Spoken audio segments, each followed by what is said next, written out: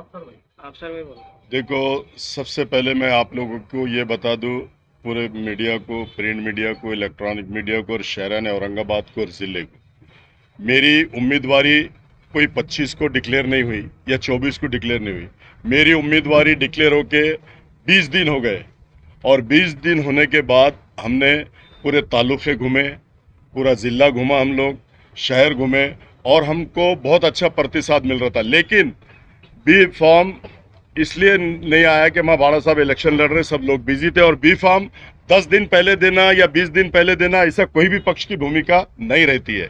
दूसरी बात, जब 3 बजे फॉर्म अपने को 25 को भरना होता है, उसके अगर 1 घंटा 2 घंटे पहले भी आ रहे तो फॉर्म आता है। लेकिन 24 को मेरे को फॉर्म नहीं आया था, इसलिए मैंने अपनी भूमिका, मैंने वंचित बहुजन अघाड़ी का भी फॉर्म भर के रखा था और अपक्ष का भी फॉर्म रखा था भर के। तो मुझे जब पता चला तो मैंने प्रेस को इसलिए बुलाया कि अभी तक मुझे एबी फॉर्म नहीं आया। मैंने ये स्पष्ट भूमिका की, मैंने ये नहीं बोला कि मैं वंचित बहुजन अघाड़ी से नहीं लड़ रहा हूँ। मैं अपक्ष की भी मेरी तैयारी थी, मुझे लड़ना निश्चित था, इसलिए मैंने अपनी भूमिका पत्रकार के माध्यम से पूरे ज़िले को, शहर को बताया। तो उसके बाद सेकंड डे 2 बजे मेरे को एबी फॉर्म आ गया और मैंने 2:05 को एबी फॉर्म लगाकर अपना फॉर्म सबमिट किया। इसमें हमारी कोई राजकीय खेड़ी थी नहीं, हम कोई राजकीय खेड़ी करते नहीं। अगर लोग कोई आरोप प्रति आरोप लगा रहे होंगे तो ये सरासर गलत है। मैं कोई 25 तारीख को या 24 तारीख को उम्मीदवार डिक्लेयर हुआ नहीं। मैं 20 दिन से मैं पूरा जिले का दौरा, हम हमारे पदाधिकारी जावेद भाई, हमारे जफर जिलाध्यक्ष, हमारे पीके, तमाम लोगों ने, हमने पूरे जिले का पूरा नियोजन बनाकर पूरे जिला घूमकर सब जगह जाके आया और अच्छा प्रतिसाद हमको मिल रहा था। तो हमने इस दौरान ये सोचा ही नहीं कि एबी फॉर्म हमने जब डिस्कस की, बाड़ा साहब का डायरेक्ट मेरे को फ़ोन आया कि तुमने प्रेस क्यों ले आई सी। तो मैंने बोला सर अभी तक बी फॉर्म हाथ में नहीं आया। मैंने ये बोला, मैंने ये नहीं बोला कि मैं वंचित बहुजन अघाड़ी से नहीं लड़ रहा हूँ। मैं इंडिपेंडेंट भी मेरी तैयारी थी, क्योंकि मुझे पब्लिक के सामने जाना था, जनता जनार्दन की अदालत में जाना था, इसलिए मैंने अपनी भूमिका ली थी और इसमें हमारी राजकीय खेड़ी किसी भी किस्म की नहीं थी। प्रकाश अंबेडकर साहब ने बोले मैं कल आपको फॉर्म भेज रहा हूँ, उन्होंने फॉर्म भेजा, मैं उनका तहे दिल से शुक्रिया अदा करता हूँ। और प्रकाश अंबेडकर साहब ने 2 बजे फॉर्म भेजा और मैंने 2:05 को लगा के एबी फॉर्म के साथ सबमिट कर दिया और अधिकृत उम्मीदवार में वंचित बहुजन अघाड़ी का हूँ। आप लोगों के सामने मैं अपनी बात रखूँ। इसमें एक सवाल ये है कि खुद प्रकाश अंबेडकर कितनी सभाएं लेने वाले हैं औरंगाबाद में? औरंगाबाद में उनकी 3 सभाएं होंगी, ऐसा हमारे पास जानकारी है। बाळासाहेबांच्या 3 सभा होतील, सुजातदादांच्या 2 सभा होतील, अंजलताईच्या 2 सभा होतील. एकूण प्रत्येक तालुक्यामध्ये आंबेडकर घराण्याच्या सभा असणार आहेत. सोबतच राज्य कमिटीच्या दिनांक 7 तारखेपासून ते 11 तारखेपर्यंत राज्य आणि विभाग कमिटीचे सर्व पदाधिकारी औरंगाबादला असणार आहेत. आमची ही लढाई अस्तित्वाची लढाई आहे. या ठिकाणी आम्ही पाठिंब्यातून सीट काढलेल्या नाही, आता यावेळेस आम्ही स्वतः आहे, त्यामुळे आम्हाला हे सीट फार महत्त्वाचं आहे. आमची लढाई इथल्या माजी खासदारासोबत नाही आहे. आमची लढाई एमआयएम बद्दल काही तक्रार आहे का? यांनी अफवा पसरवल्या का? एमआयएमचा जर विषय केला तर आमच्या कुठल्याही पदाधिकाऱ्यांशी त्यांचं कुठलंही संभाषण नाही. विषय दुसरा, मी एक व्हिडिओ बघितला, नक्षबंदी काहीतरी नाव आहे त्या व्यक्तीचं, कोणत्या तरी चांगल्या एशिया एक्सप्रेसचं काहीतरी अध्यक्ष आहे काहीतरी, तर त्यांनी एक जाहीर केलंय संध्याकाळी 10 वाजता की एबी फॉर्म लावलेला नाही 25 तारखेला. ही माहिती अधिकृत आहे आणि पुढच्या दिवशी म्हणजे 26 तारखेच्या प्रिंट मीडिया सुद्धा मध्ये त्याची माहिती आली आहे. तर त्यांनी जाहीर केलं, त्याच्यानंतर त्यांनीच पत्रकार परिषद घेतली, त्यांनीच पाठिंबा दिला. ह्या सगळ्या खेळी आमच्याकडून नाही, हे एमआयएम कडून खेळी आहेत. आणि विनाकारण, आणि ज्या वेळेस निवडणूक आयोग 25 तारखेची डेट 3 वाजेपर्यंतची देतंय, तर प्रत्येक पक्षाच्या अनेक पदाधिकाऱ्यांनी, अनेक उमेदवारांनी फॉर्म भरलेले आहेत. त्यामध्ये खेळी करण्याचा संबंधच नाही. आम्ही जर वेळेच्या नंतर काहीतरी निवडणूक आयोगामध्ये जाऊन काहीतरी वेगळं करत असेल तर त्याला खेळी म्हणा. आम्ही निवडणूक आयोगाने दिलेल्या वेळेमध्ये सगळ्या गोष्टी करतोय. असं काही बंधन नाही कुणाचं की 18 तारखेलाच फॉर्म भरावा आणि 24 तारखेलाच भरावा. तो आमचा अधिकार आहे, संविधानाचा अधिकार, तो आम्ही बजावला. एमआयएमचा 100% खोडसाळपणा. खोडसाळपणा म्हणजे त्यांच्या पायाखालची जमीन सरकलेली आहे. कारण अफसर खान सारखा मजबूत उमेदवार हा पटांगणात उतरलेला आहे आणि त्यांच्यामधले अंतर्गत कलह जर बघितले तर बहुतांश लोक आम्हाला संपर्क करण्याचा प्रयत्न करतायत, त्यामध्ये लोकप्रतिनिधी आहेत. मग आम्हाला खेळी करण्याचं गरजच नाही आहे. 5 वर्षामध्ये त्यांनी जे काही कामं केली नाहीत त्यामुळे लोक आम्हाला हे करतात. किती माजी नगरसेवक तुमच्या बरोबर आहेत? संपर्कात आहे का काही नगरसेवक? काही संपर्कात आहेत का? एमआयएमची स्वतः इम्तियाज जलील संपर्कात आहे का? इम्तियाज जलीलचा आमचा काय संबंध? खुलासा करायला इतका उशीर का झाला? कशाचा? परवा जे अपक्ष वंचित याचा ते तर तुमच्याकडून आम्हाला माहिती 26 मिळाली पाहिजे. को 26 को स्कूटनी हुई और आज 27 एक ही दिन है. 12 तुमच्या 24 उमेदवारांनीच घंटे. हा भ्रम निर्माण केलेला आहे. त्यांनी स्वतः पत्रकार परिषद घेऊन सांगितलं होतं ना का मी अपक्ष लढतोय. हो 24 पर्यंत फॉर्म नाही मिळाला ते पण त्यांनी स्पष्ट वो केलं. स्पष्ट केलं ना. आताच बोललो ना मी तुमच्याशी की 24 तारखे उद्याचा 3 वाजेपर्यंत टाइम होता म्हणून मी बोललो की नाही भेटत असेल तर मी अपक्ष लढवणार. कधी आणि- मिळाला एबी फॉर्म? फॉर्म कधी मिळाला? 25 तारीख को 2 बजे और 3 बजे तक भरने का टाइम था और 2:05 को मैंने सबमिट कर दिया. अब ये बोल रहे कि इन्होंने गुपचुप भरा, चोरी से भरा, तो मैंने क्या पिछले दरवाजे से आके कलेक्टर साहब को दिया क्या? अरे मैंने सामने डंके की चोट पे 200 लोगों के साथ आके भरा. चोरी का काम ये लोग करते, हम तो डंके की चोट पे बात करते हैं और डंके की चोट पे हर चीज का खुलासा देते हैं. ये बोल रहे कि खामोशी में भरा. अरे जब वेबसाइट पे जब आ गया तो तुम क्या अंधे है? तुम खुद उम्मीदवार है, मेरा ऊपर है और उसका मेरे नीचे है उम्मीदवार. तो ये एडिटर उनका बोल रहा, शहर अध्यक्ष रतालू बोल रहा कि फॉर्म ही नहीं भरे. तो ये कितनी गलत बात है. हमने कोई चोरी से फॉर्म भरा नहीं, पिछले दरवाजे से आके भरा नहीं, सामने से जाके गाड़ी अंदर ले जाके 200 लोगों के साथ आके हमने फॉर्म सबमिट किया. और इनको डर है इसलिए इस तरह की बातें कर रहे, इस तरह का इल्जाम लगा रहे. और उनकी खेड़ी उन्होंने खुद होकर पाठिंबा बाड़ा साहब को डिक्लेयर किया. उन्होंने खुद आनंद अम्बेडकर साहब को डिक्लेयर किया. हम बाड़ा साहब ने ना पाठिंबा मांगा ना आनंद अम्बेडकर साहब ने पाठिंबा मांगा. ये खुद पाठिंबा दे रहे क्योंकि इनको मालूम है कि ये पहले वंचित के वजह से चुनकर आए थे. अब वो चुनकर नहीं आ सकते बोल के मतलब हम इनको पाठिंबा दे रहे हैं. अरे तुमको मांगा कौन? जब तुमको 19 में पाठिंबा दिए थे, 19 में तुमने पाठिंबा लेने के बाद खासदार चुनकर आ गए और असद अवैसी ऐसा गोद में उठा के बोल रहे कि हमारे बड़े भाई है, हम इनको सीएम देखना चाहते, सीएम के रूप में देखना चाहते, महाराष्ट्र के सीएम बनाना चाहते. 4 महीने के बाद जब उनका वक्त आया सीएम बनने का या 50 सीट आने का या 25 सीट आने का, तो तुमने 50 खोके लेके युति तोड़ डाली. प्रकाश अंबेडकर साहब के साथ आपने गलत किया, मुस्लिम समाज के साथ गलत किया, दलित समाज के साथ गलत किया. ये तुम्हारी भूमिका है. हमारी भूमिका प्रकाश अंबेडकर साहब की स्पष्ट है, हमारी स्पष्ट है. हमारे पूरे जिला अध्यक्ष, शहर अध्यक्ष पूरों की स्पष्ट भूमिका है और हम स्पष्ट भूमिका जनता के सामने रखते हैं और आपके माध्यम से जनता को हम पूरे जिले को बताना चाहते हैं कि हमारी राजकीय खेड़ी कोई नहीं थी. इनको कौन बोला शागन में?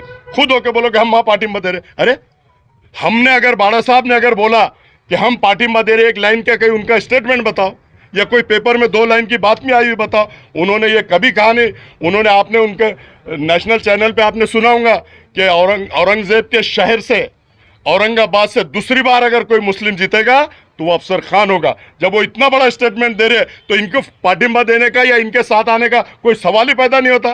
वो देश के नेता है, महाराष्ट्र के नेता है और वो अपनी भूमिका पे स्पष्ट है और हम भी अपनी भूमिका पे स्पष्ट है, ऐसा हम कहते हैं. नहीं फिर प्रकाश अम्बेडकर साहब को लेट क्यों हुआ?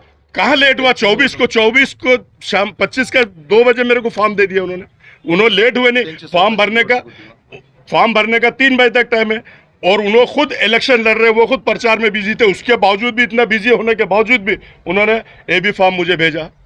पहले ही देके रख, 24 को दे के रखते या 23 को दे के रखते तो क्या फर्क पड़ता है? फर्क कुछ पड़ता नहीं, लेकिन बिजी थे ना वो.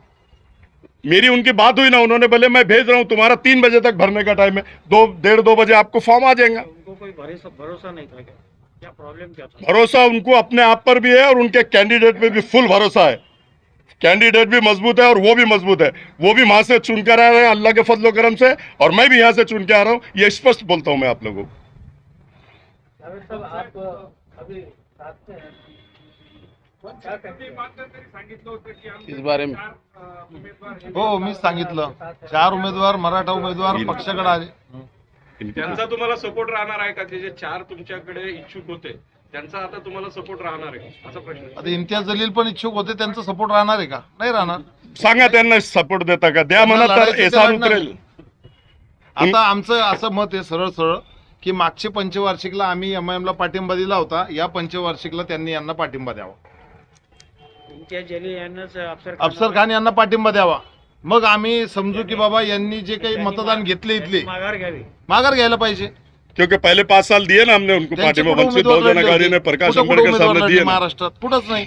मग एक आम्ही 5 वर्ष तुम्ही केले, आता एक 5 वर्ष आम्हाला द्या, आणि त्या 5 वर्षात तुम्ही जेवढं काम नसेल केलं त्याच्या 10 पट आम्ही काम करून दाखवतो. जनताचा रोज जो आहे त्या उमेदवाराला अजिबात लाईक करत नाही, ते हिंदू असो किंवा मुस्लिम असो किंवा बौद्ध असो. म्हणजे जे काही सर्वसामान्य जनता आहे त्यांना जातीचं राजकारण नकोय, त्यांना विकासाचं राजकारण पाहिजे. आम्ही त्यांना पाठिंबा याच उद्देशावर दिला होता. वेल एज्युकेटेड आहे, पण त्यांचं एज्युकेशन हे शून्य आहे. हे या 5 वर्षात सापडलं. त्यांच्या जलील को कितना फटका बैठेगा? जलील को फटका बैठने का सवाल ही नहीं आता, रेस में भी नहीं है. फटका बैठने का क्या सवाल आया? वो रेस में भी नहीं है.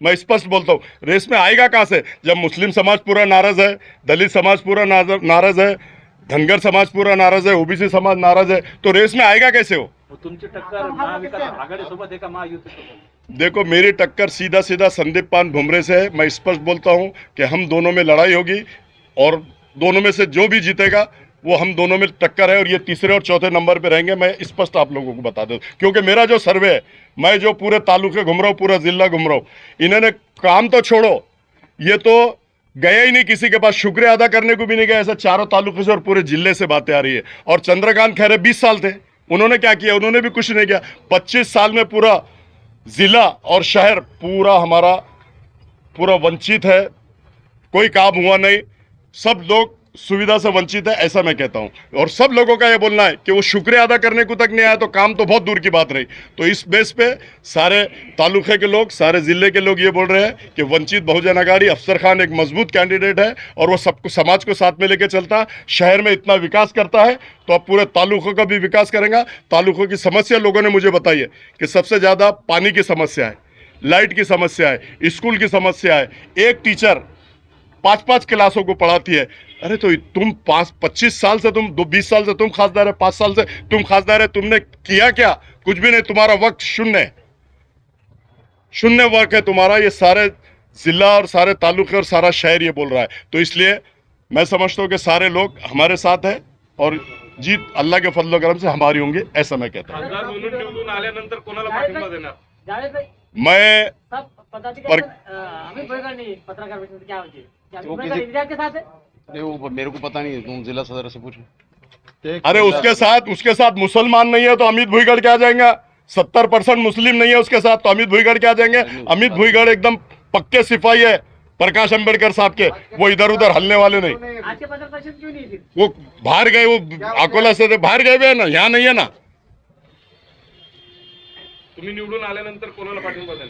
मी प्रकाश अंबेडकर साहब का सिपाही हूँ और मैं किसी को पाठिंबा देने नहीं दूंगा. मैं अपने बाला साहब के साथ में रह के पूरे लोकसभा को हिलाने का काम करूंगा. जो संविधान बदलने की बात करते हैं उनको टक्कर देने का काम करूंगा. और जो अभी बोल रहे हैं कि सामान्य नागरिक कायदा लाएंगे, उसको कड़ा विरोध अफसर खान का और प्रकाश अंबेडकर साहब का रहेगा. और वो हम सामान्य नागरिक कायदा होने नहीं देंगे, NRC आने नहीं देंगे. अभी इनके रहते हुए तो CAA पास हो गया, लेकिन अल्लाह के फजलो करम से हम NRC और सामान्य नागरिक कायदा पास होने नहीं देंगे. हम मोदी के आंखों में आंखें डाल के बात करने वाले लोग हैं, अमित शाह के आंखों में आंखें डाल के बात करने वाले. हम किसी के बाप से डरते नहीं, हम सिर्फ अल्लाह ताला से डरते हैं, ऐसा हम बोलते हैं. औरंगाबाद नामांतर पे क्या भूमिका? औरंगाबाद नामांतर तो जो थे अंदर, उन्होंने तो उसके ऊपर कोई भूमिका निभाई नहीं, कोई भूमिका उठाई नहीं. आज अगर हम लोकसभा में जाते हैं तो देख लेना आप लोग, पूरा हिंदुस्तान देखेगा कि औरंगाबाद के लिए अफसर खान कैसे लड़ेगा. औरंगाबाद को वापस औरंगाबाद करो बोल के भूमिका रहेंगी और पूरे सभागृह के अंदर धिंगाना अफसर खान करेगा, ऐसा मैं बोलता हूँ. देश की जो राजनीति है, प्रधानमंत्री जी ढंग की बातें कर रहे हैं, तो कैसे देखते हैं आप? हिंदू मुसलमान, ऐसा उनका प्रचार का नजरिया दिख रहा है. देखो, ये पिछले 14 से लेके आज तक 19 तक ये करते हैं और 24 में जा रहे हैं. लोग समझ गए जातिवाद करना, हिंदू मुस्लिम को तोड़ना, और ये इनका इमाम का भी वही काम है, मुसलमानों को जज्बात में लाना, मुसलमानों के उनके देवी देवताओं के खिलाफ बोलना, उनके खिलाफ बोलना और मुसलमानों को एक जगह करना और हिंदुओं को एक जगह कर देना, चाहे सेकुलर हिंदू भी है तो उसको इतना बुरा अगर कोई बोलेगा, अगर कोई हमारे हुजूर के शान में गुस्ताखी करता तो हमारा खून खौलता नहीं क्या? तो वो अगर उनके भगवान के बारे में बोलेंगे, उनको सुपारी इस टाइप की दी जाती है कि सारे हिंदुओं को एक जगह कर दो और मुसलमान को एक जगह कर दो। लेकिन अब हिंदू भी समझ गया है, मुसलमान भी समझ गया है, इनकी बातों में और इनके झकोलों में आने वाला नहीं, ये झूठे और मक्कार है, मेरा स्पष्ट बोलना है। सर भाई, वंचित से आप लड़ रहे हैं, पूरी ताकत से औरंगाबाद जिले में लड़ने वाले, किन वादों के साथ में आ रहे हैं आप औरंगाबाद? अरे बाबा, मैंने अभी आपको बोल दिया कि ग्रामीण में क्या काम है, नहीं हुआ, शहर में क्या काम नहीं हुआ, औरंगाबाद नाम चेंज होने की बात हुई, मुस्लिम आरक्षण की बात है, 3 तलाक की बात तो उन्होंने कर दी। अब हम मुस्लिम आरक्षण के लिए भी हम बात करेंगे, मुस्लिम आरक्षण के लिए भी हम करेंगे, मराठा आरक्षण को भी मिलना चाहिए। हमारे प्रकाश अंबेडकर साहब, हमारे नेता ने भी बोला और हम भी हमारी वो भूमि करेंगे कि सबके साथ न्याय होना चाहिए, चाहे वो मराठा हो, चाहे वो धनगर हो, चाहे ओबीसी हो। और मोहम्मद पैगंबर का जो बिल उन्होंने वहाँ डाला है उसको भी पास करके, जो अगर हमारे मोहम्मद पैगंबर के बारे में अगर कोई गलत बोलता है तो उसको कड़ी से कड़ी शिक्षा होना, ऐसा हम बिल वहाँ पास करने लगा। जिले की जनता पूरी तरफ है, पानी नहीं आता है, 10-10 दिन पानी नहीं मिलता है, खेती हो या ग्रामीण हो, ग्रामीण में तो बहुत बुरा हाल है। उसके लिए आप क्या करेंगे? पिछले खासदारों ने बहुत वादे किए लेकिन अभी तक तो वादे पूरे नहीं हुए, उसके लिए आप क्या करेंगे? वो वादा करते हैं, मैं वादा नहीं करता, डायरेक्ट काम करता हूँ, मैं अंजाम तक पहुँचता हूँ। और मैं जैसे चुन के आता हूँ, ये जो आज 8 दिन 9 दिन 10 दिन 12 दिन में पानी आ रहा है, अल्लाह के फजलो करम से आग के सभागृह में जाते ही जितना फंड यहाँ लगता है, खींच के फंड लाने की ताकत रखता हूँ। आपने देखा होगा कारपोरेशन में महापौर किसका भी हो, बीजेपी का हो या शिवसेना का हो या कमिश्नर कोई भी हो, फंड लाने की ताकत हम में है और हम वहाँ से फंड ला के डेली पानी अगर नहीं कराऊंगा तो फिर मेरे को बोलना, आप लोग डेली पानी औरंगाबाद शहर को मिलेगा, ऐसा मैं बोलता हूँ। इम्तियाज जलील एक अच्छा खासदार, जो लोकसभा में संसद में इधर की सारी समस्याएं वहाँ रखता था, अच्छी स्पीच देता था, कंप्लेंट क्या है उसके बारे में? मेरी कोई कंप्लेन नहीं है, जनता की कंप्लेन है। मेरी क्या कंप्लेन हो सकती है? मेरा कोई काम ही नहीं है उसके पास, मैं कभी काम लेके ही नहीं गया। जनता के जो काम है, जिले के जो काम है, तालुके के जो काम है, सारे लोग बोल रहे कि उसने काम ही नहीं किया। मेरी कोई उससे मेरी पर्सनल कुछ भी नहीं है। अगर वो काम नहीं करेगा तो जनता उसको उसकी जगह बताएगी, और जो काम करता है जनता उसको चुन के देंगे, ऐसा हमारा स्पष्ट बोलना है। बयाड़पुरे में जो वाकयात हुआ उसमें उनका अच्छा काफी रोल रहा, ऐसा बोला जाता है। क्या रोल रहा बरा, मुझे मालूम नहीं उसने क्या ऐसा कौन सा रोल किया, बताएंगे आप तो मैं उसका जवाब दूंगा। मंदिर में छुप के उन्होंने कुछ होने नहीं दिया। अरे मंदिर में छुप के, बड़ी अच्छी बात की आपने। वो अपनी जान बचाने के लिए मंदिर में जाके छुप के बैठे और उन्होंने स्पष्ट कहा कि कॉमिंग ऑपरेशन करो, कड़क कार्रवाई करो, तुमको बचाने के लिए कोई आएगा नहीं। उन्होंने ये शब्द वापरा और ये बोला कि सौरभ, ये हिंदू मुस्लिम का झगड़ा नहीं है, ये मुसलमान के बच्चों ने बटन के प्लेयर में आके पूरी पुलिस की गाड़ियां जलाई और पूरा पुलिस पे पथराव किया। ये इसका स्टेटमेंट है। मतलब ये मुसलमानों को नुकसान पहुंचाने के लिए चुन के आया। नौजवान बच्चों को जेल में ठोस दिया गया, 500 बच्चे जाएंगे बोल रहा था, लेकिन हमारे आरिफ नसीम साहब आए, हमने सबने जाके सीपी को मिला और उस 100 के अंदर स्टॉप हुआ और पूरे बच्चों को छुड़ाने का काम हमने किया, ऐसा हम कहते हैं। इम्तियाज जलील हर साल जो है तो आमखास मैदान में ऐसे फेस्टिवल कराते हैं नशा मुक्ति अभियान के रूप में। अगर आप खासदार बनते तो आप भी ऐसे नौजवानों के लिए फेस्टिवल कराएंगे? देखो, वो फेस्टिवल वो जो कराता, वो फेस्टिवल बच्चों से, मैं अगर बनता है तो जो 5 लाख फीस लेता है, 3 लाख फीस लेता है अफसर खान, नौजवान बच्चे के लिए सब फ्री करेगा। खेलो, जान बनाओ। और अगर वो ऐसा बोल रहा है कि जितने भी गाड़ियाँ ठेले लगते 25,000 20,000 15,000 लेते, मैं सबको फ्री में दूंगा, ये मेरा नहीं यार, बोलना है। अक्सर वो उम्मीदवार प्रतिज्ञा पत्र में प्रॉपर्टी लिखते हैं, हाँ, वो सही नहीं रहता। नहीं रहता। तो इम्तियाज जलील की कितनी प्रॉपर्टी है? पहले जब आया था आमदार के लिए तो 3,000 थे उसके पास, सिर्फ अब करोड़ों में चला गया, अब करोड़ों में चला गया। खासदार बनने के बाद में जितना था उससे डबल दुगनी बता रहा। वो तो बता रहा दुगनी, लेकिन है उसके पास में 100%। कहाँ कहाँ है, क्या क्या है, वो हमको सब मालूम है। बेनामी प्रॉपर्टी कितनी है? बेनामी तो बहुत लिया है उसने, सबके नाम पे। लंदन में लिया, दुबई में लिया, बॉम्बे में लिया, पूना में लिया, नासिक में लिया, औरंगाबाद में लिया। केंद्रीय नियोजन समिति सदस्य। हाँ, ये अभी जो अपने डेवलपमेंट प्लान जो हुआ, डेवलपमेंट प्लान जो हुआ उसका सदस्य था, लेकिन हाँ, नेशनल लेवल के बोलो तो सब आता है उसमें। हमारा औरंगाबाद शहर में भी आज जो डेवलपमेंट प्लान टेबल पे बैठ के गया, टेबल पे बैठ के किया गया, जहाँ बस्तियाँ बन गई वहाँ पे रिजर्वेशन डाल दिया गया, जहाँ मकान बन गए कॉलोनियों पे रिजर्वेशन डाल दिया गया, और उसका एक सदस्य था, इसके लिए उसने आवाज उठाया नहीं, क्योंकि टेबल के नीचे से आ गया ना, इसलिए वो गरीब कहीं भी जाए, बस्ती टूटे रास्ता बने, उसको कोई लेना देना नहीं था। जमीन के लिए क्या करने वाले हैं? वक्फ बोर्ड की जमीन, जो है हाँ, उसको वक्फ बोर्ड की जगह गरीबों का हक है।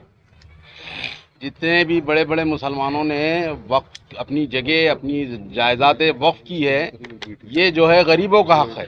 लेकिन इस पे हम देख रहे हैं कि वक्फ बोर्ड की ज़मीनों पे बड़े बड़े लीडरान जो है विराजमान है, उन्होंने अपने कब्जे में जगह लेके। जितने भी लीडर देखेंगे, वो कांग्रेस के मुसलमान लीडर हो या और दो किसी की दूसरी पार्टी के लीडर हो, वो सब ने वक्फ बोर्ड की जगह गरीबों का हक मार के अपनी जगह पे बैठे हुए। मिसाल के तौर पे यहाँ के मेंबर ऑफ पार्लियामेंट भी जिनका ऑफिस है वक्फ बोर्ड की जगह पे, ये गरीबों का हक है जिसके ऊपर कब्जा मार के जो है लोग बैठे। इनको क्या फुगनियाँ पड़ी हुई है क्या कि इनके पास पैसे नहीं है जो गरीबों की जगह के ऊपर आके बैठे हुए? वक्फ बोर्ड गरीबों का हक है। बड़े मुसलमानों ने अपनी जायदाद वक्फ इसलिए किए कि गरीब लोग ऊपर उठे और जो है वो अपने पैरों पे खड़े हो। लेकिन हम देख रहे हैं कि बड़े बड़े लीडरान जो है वो वक्फ बोर्डों की जगह पे बैठे हुए। ये वीडियो कौन किसके ऊपर जो कौन सी जगह पे बैठा हुआ है? ये पूरे जालना रोड की जो है जगह है जितनी है, किसकी जगह है? ये सारी जगह वक्फ बोर्ड की है। और इसके ऊपर कौन बैठा है? कोई गरीब इसके ऊपर पेट भर रहा है? कोई गरीब इसके ऊपर पेट नहीं भर रहा है। वो लीडरान, वो छोटे लीडरान जिनकी नीयतें सही है नहीं है, जो गरीबों के माल के ऊपर अपने जो है दीदे लाल करके उसके ऊपर काबिज बैठे हुए। इसके जवाब तो उनको यहाँ जो मिलेगा, लेकिन आखिरत में इससे ज्यादा जवाब मिलेगा। नाम बता दीजिए ना साहब। पूरे लीडरान, सारी पार्टी के मुस्लिम लीडरान बोल दिया मैंने, अब समझ लो और अब गिन लो आप कितने लीडरान है, इवन इंक्लूडिंग यहाँ के मेंबर ऑफ पार्लियामेंट का भी नाम बोला आपको। आपके सुनने में नहीं आया? वो मेंबर ऑफ पार्लियामेंट का नाम सुनने में नहीं आया आपके सबके? उसके अलावा सारे कांग्रेस के मुस्लिम लीडरान।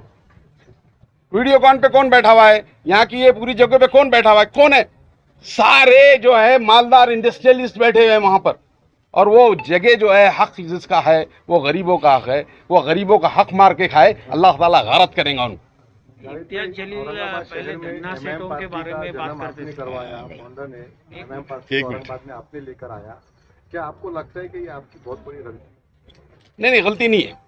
देखो, मुस्लिम लीडरशिप कहीं से भी, कांग्रेस जो है बिरयानी के अंदर मुस्लिम लीडरशिप खरीदना चाह रही थी। अल्लाह का करम था कि उस टाइम जो आए थे, उस टाइम जो है जमात में बहुत इखलास था। आज वो इखलास वो जमात में नहीं रहा।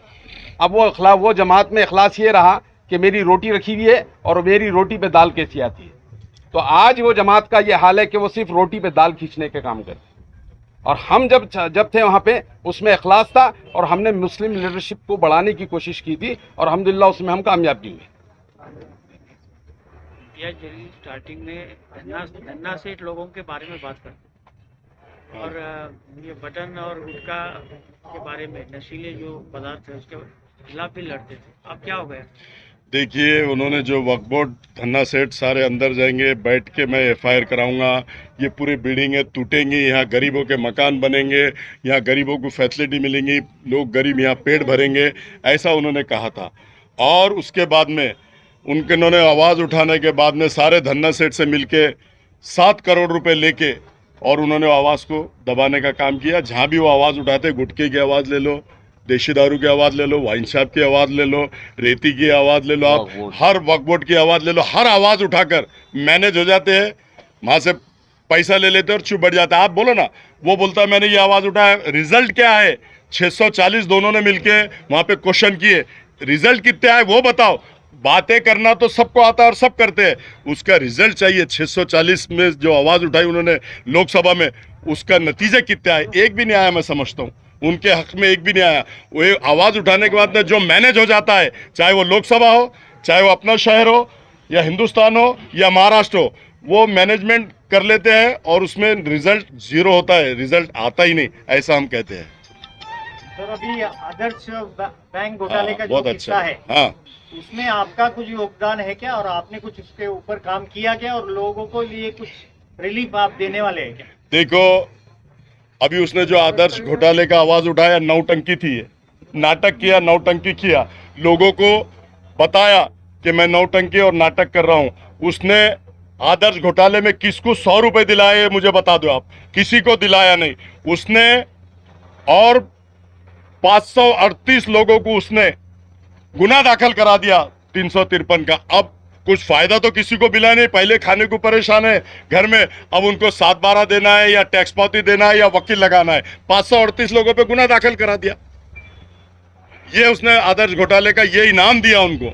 अब आदर्श घोटाले के पैसे तो बहुत दूर की बात है, 538 लोगों पे गुने दाखिल करा दिया। यही आदर्श है, यही आदर्श है उनका। मुसलमान बच्चों को अंदर कराना, यही आदर्श है उनका। 500 बच्चे अंदर जाएंगे बोल के, ये आदर्श है उनका। अफसर भाई, आपके ऊपर भी आरोप लगता है कि आपके जुगाड़ के अड्डे चलते हैं। देखो, जुगाड़ के अड्डे चलते हैं, मेरे तो पूरे शहर में चलते हैं। उसमें दम है तो आना। जैसे गुटके के पास अनवर के साथ पार्टनर है, उसका गुटके का धंधा बढ़ाने के लिए मारवाड़ी के पास काई को रेट मारा। अगर मेरा धंधा चलता तो आना बता, या फिर पुलिस कमिश्नर काई के लिए यहाँ पे वो करेंगे ना कार्रवाई अगर मेरे धंधे। तो ये तो इसके तो धंधे गुटके के हैं, इसके तो धंधे राशन के हैं, बायोडीजल में 3-3 लोगों के साथ पार्टनर है, नंबर 2 के धंधे रेती गैस के हैं पूरे धंधे। ये नंबर 2 के धंधे करता और दूसरे पे इल्जाम लगाता। मैं तो व्हाइट कॉलर हूँ। 28 साल में मैंने जब से कारपोरेटर बना 95 से लेके आज तक, मेरा अगर कोई एक भी धंधा ऐसा बता देगा या 10/10 की जगह वक्फ बोर्ड की मैंने लिया है या कारपोरेशन की लिया है या गवर्नमेंट की लिया है, गुलामी लिख दूंगा। अभी मेरे इलेक्शन भी नहीं लड़ूंगा। लेकिन इन्होंने तो ढोरकिन में 22 एक कर ली, पीसा देवी पे 20 एक कर ली, नासिक में एक वक्फ बोर्ड की जगह ली, पूना में वक्फ बोर्ड की जगह ली। इनको बेवा, यतीम, यसीर के भी जगहों पे डाका मारते हैं। हमने कभी जिंदगी में, हमारे लाइफ में हमने 10/10 की भी जगह लिया तो आप बता दो, गुलामी लिख देंगे पूरे शहर औरंगाबाद की और पूरे प्रेस की। आप खासदार बनने के बाद पहला काम क्या करेंगे आप? पहला काम पानी का करूंगा शहर में, और ग्रामीण के 3 काम बता दिया मैंने, वो करूंगा। पाण्याचं राहणार ना, पाणीचं सर्वात मोठं काम आपला पाणीचंच आहे। लोक त्रस्त हंडे घेऊन येतं माझी माय बहन, हा काम सर्वात पहिला करणार मी। बात ऐसी है कि हिराड़पुरे का जो किस्सा आपने बताया, हिराड़पुरे में इनो मंदिर में थे, तो इन्होंने मंदिर बचाया या भगवान ने इनको बचाया? भगवान ने इनको बचाया। ये जाके छुप गए। जो ऐसा लकड़ी लेके आए ना, पूरे लोग उनके आंख पे चले गए। तुमको वोट भी दो और तुम्हारी लकड़ी से मार भी खाओ तो कौन ऐसा पागल है? और सवेरे तक निकले नहीं अंदर से डर के। प्रकाश अंबेडकर जी की पहली सभा कहाँ पर लेने वाले, भीड़ बाईपास या आसपास में? अभी डिसाइड हुआ नहीं, साहब ने टाइम दिए नहीं। जैसा अभी साहब तो कल तो फ्री हुए, अब चिन्ह आएगा, चिन्ह आने के बाद में जिला अध्यक्ष, हमारे पूरे पदाधिकारी, हम मिलके बात करेंगे और जैसा वो टाइम देंगे आपके सामने रखेंगे। परफेक्ट मैनेजमेंट रहेगा। औखाफ बोर्ड पे हो गया। अब औखाफ बोर्ड की जगह जितनी भी है उसको हम सेव करने का काम करेंगे। और गरीब, यतीम, यसीर, बेसहाराओं को उसका फायदा पहुंचाने का हम काम करेंगे, ऐसा हम बोलते हैं।